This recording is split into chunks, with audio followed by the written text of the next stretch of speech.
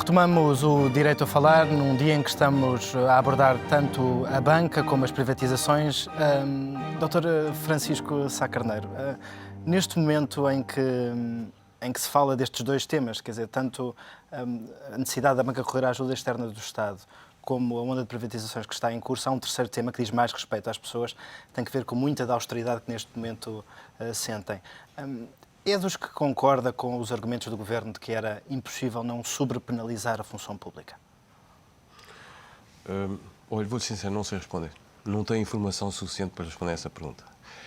Quero acreditar que sim. Espero que o Governo, e em particular o Sr. Ministro das Finanças, o que diz é o que seja, não é?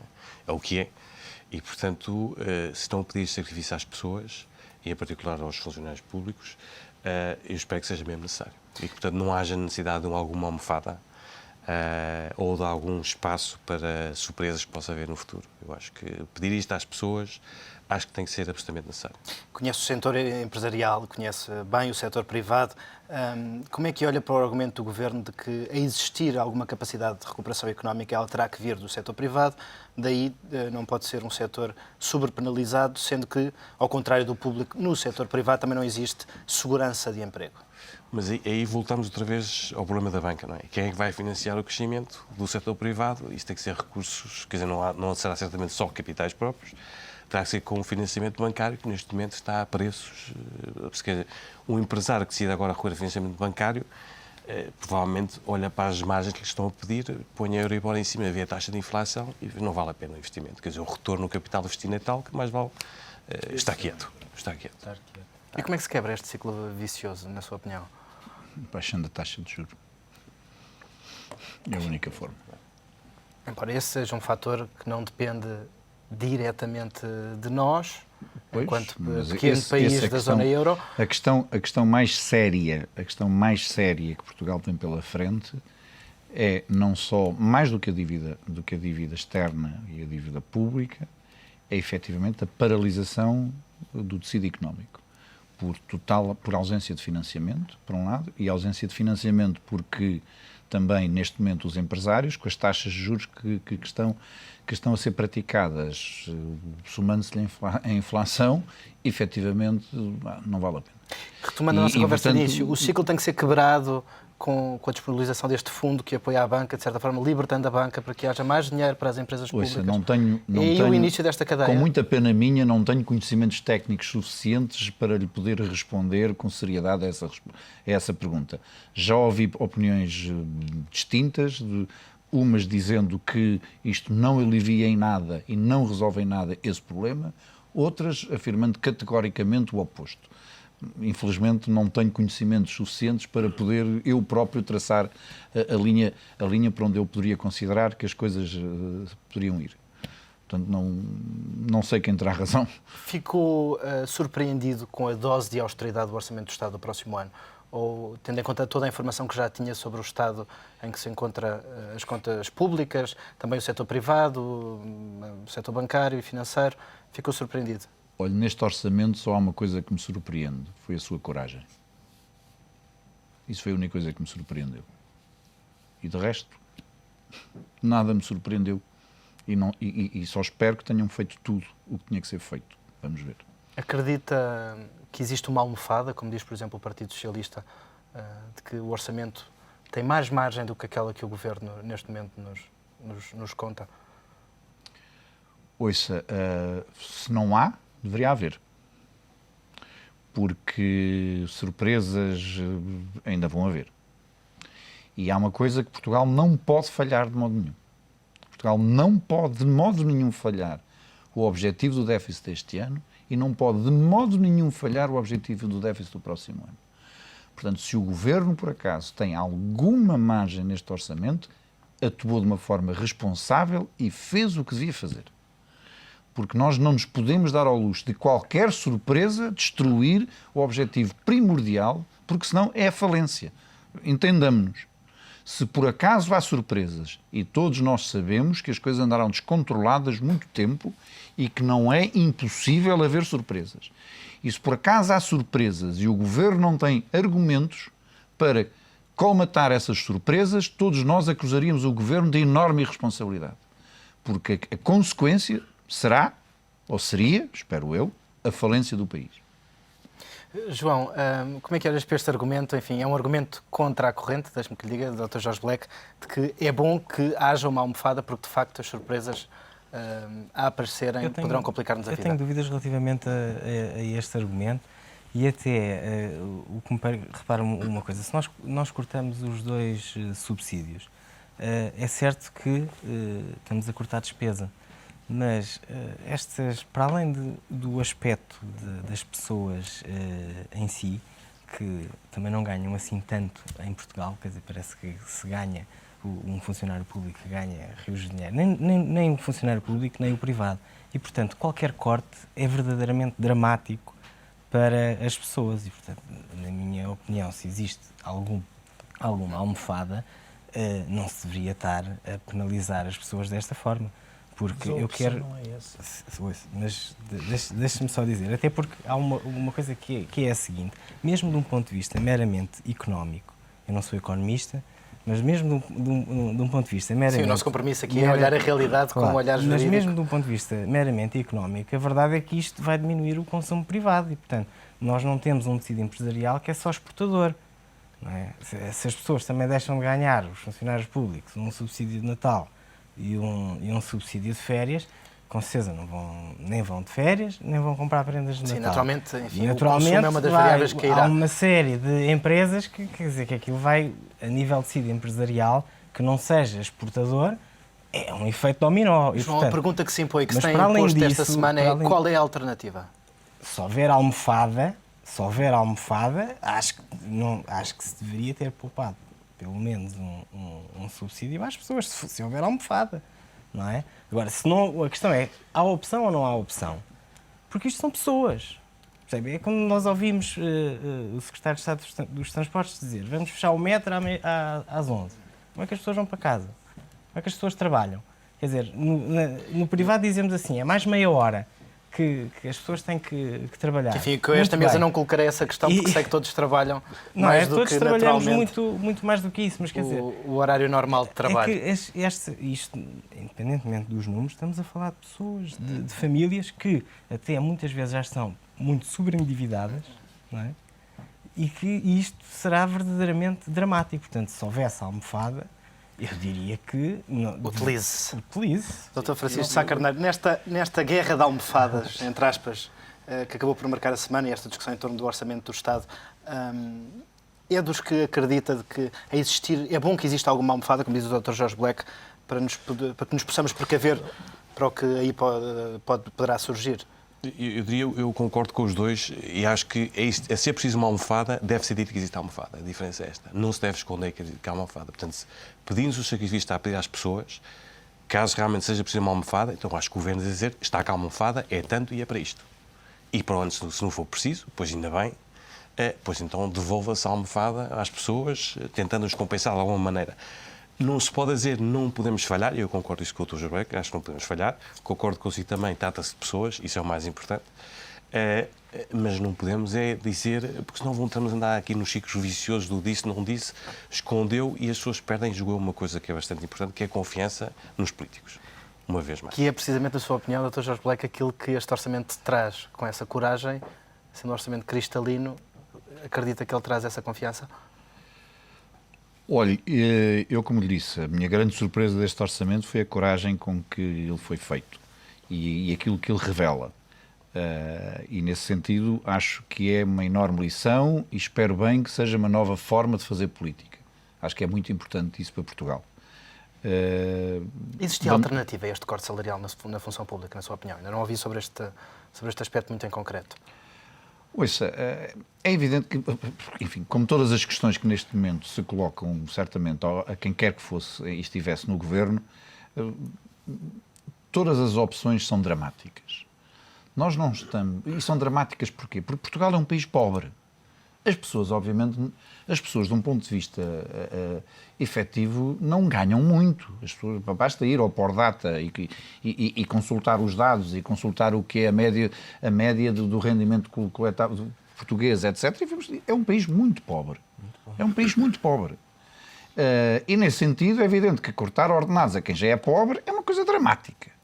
Agora, a alternativa é, não o fazendo, aliviar neste momento alguma coisa, o que seria benéfico para as pessoas, mas seria colocá-las num enorme risco de amanhã tirar-lhes de um pão, passarem para zero.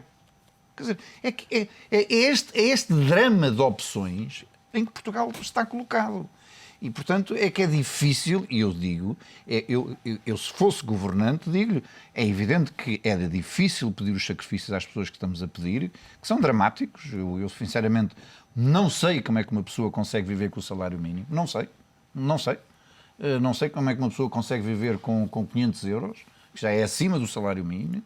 Não sei. Acho que é, de facto, extraordinário.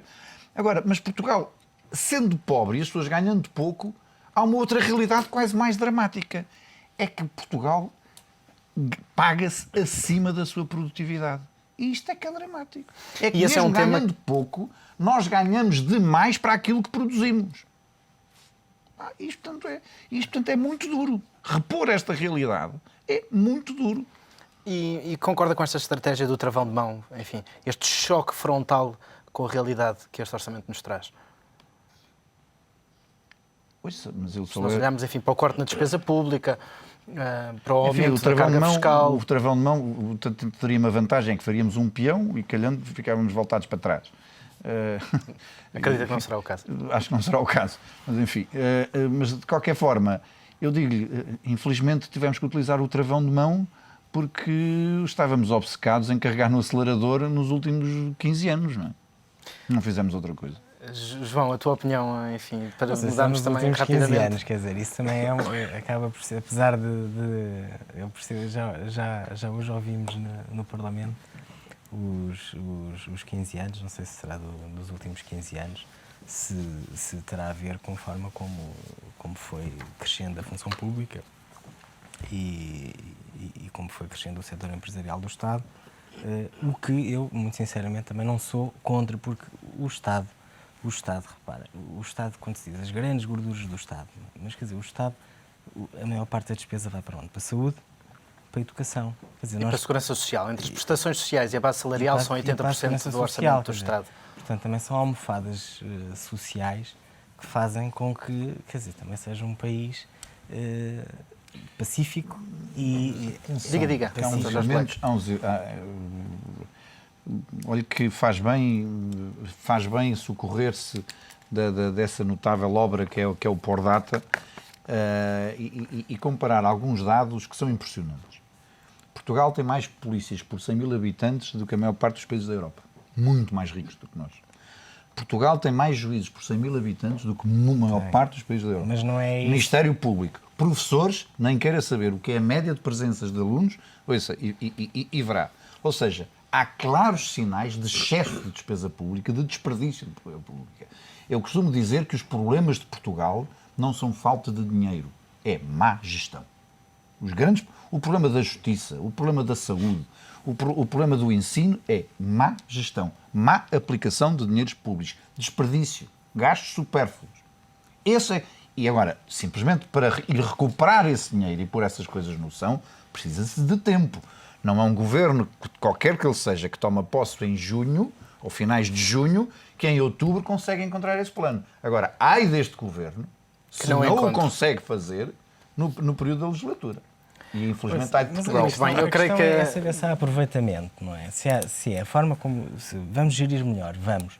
A questão é saber, temos que saber que prestações sociais é que vamos dar. Vamos ter saúde? Vamos ter educação? Vamos ter as pessoas mais qualificadas ou não queremos isso? Vamos ter saúde para as pessoas ou não? Porque se também não tivermos nada, nós chegamos ao... Para que é que pagamos impostos? Não, desculpa lá, eu vou repetir. Não é? A questão não é... Eu não estou a dizer para se tirar, eu estou a dizer gira-se melhor e faça-se mais com o dinheiro que temos.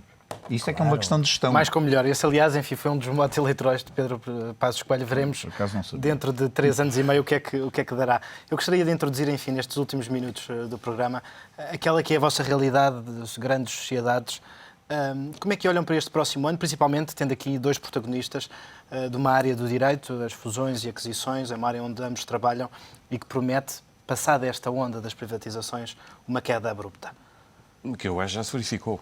Não é um fenómeno deste ano ou não será um fenómeno do próximo ano. Mas que se irá agravar, naturalmente.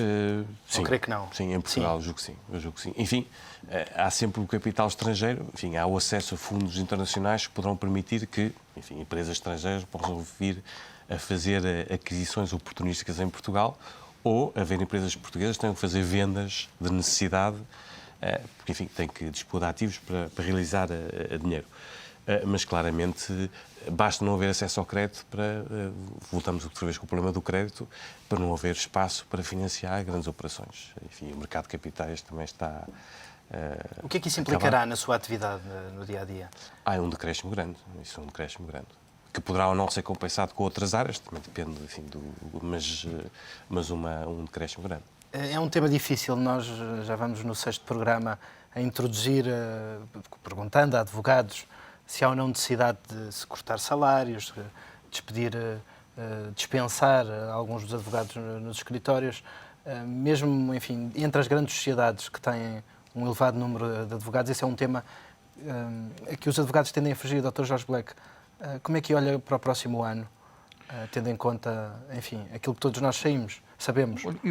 Enfim, numa perspectiva meramente local, olho favoravelmente. Porque creio que... Vai ter um bom ano? Sim, creio que sim. Isso creio que sim. Agora, mas um pouco porque esta abertura ao exterior, nesse sentido, beneficia aquela que é a única sociedade internacional que está em Lisboa. E, portanto, aí beneficia. Agora, creio que as crises trazem sempre oportunidades.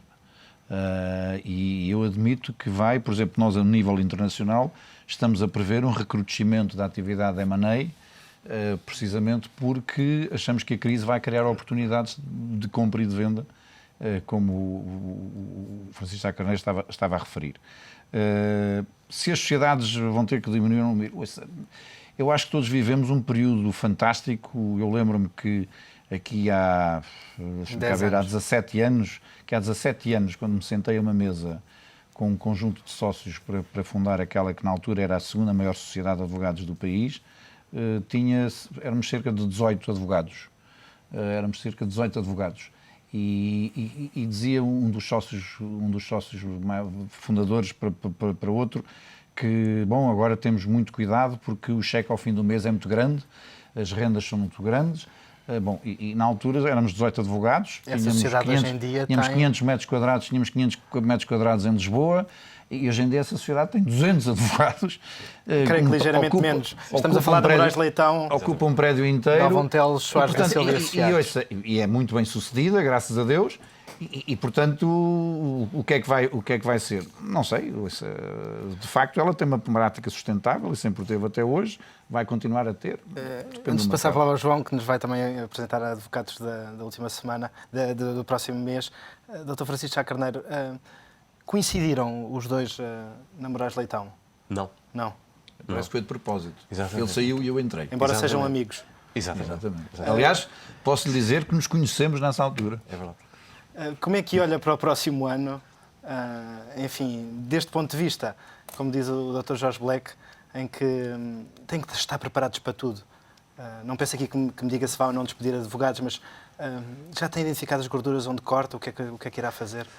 Olha, nós também, como começamos já em tempos de crise, temos já se adaptaram. Já começamos algo adaptados. Mas sim, estamos preparados para sofrer todos. Enfim, se os nossos clientes sofrem, se as pessoas em geral sofrem, nós também temos de sofrer. Acabam por sofrer também. Bem, vamos então apresentar João. Normalmente, em todos os programas, apresentamos um livro, tirando o programa que antecede a revista Advocados. É o número 20 da Advocados, como se pode ver na capa, com uma grande entrevista com Daniel Proença de Carvalho, que passa, enfim, é uma entrevista muito panorâmica, começa com os tempos da herança Sommer, a sua passagem pela RTP, a sua visão da comunicação social, as reformas que considera necessárias para a Justiça. E como segunda entrevista, temos uma entrevista com o Manuel Barrocas sobre arbitragem, como não poderia deixar de ser, ainda para mais quando está aí no Parlamento também para a aprovação a proposta de lei sobre arbitragem, com a qual ele concorda, e que, para falar e para terminar sobre esta questão, ele também é da opinião que as grandes sociedades eventualmente terão de emagrecer um pouco face ao atual mercado É, jurídico. aliás, um exemplo de uma sociedade que acabou por emagrecer nos últimos anos. Meus senhores, muito obrigado pela vossa presença. Muito obrigado. Regressamos na próxima semana com outro tema, mas o princípio de sempre. Haverá novamente direito a falar.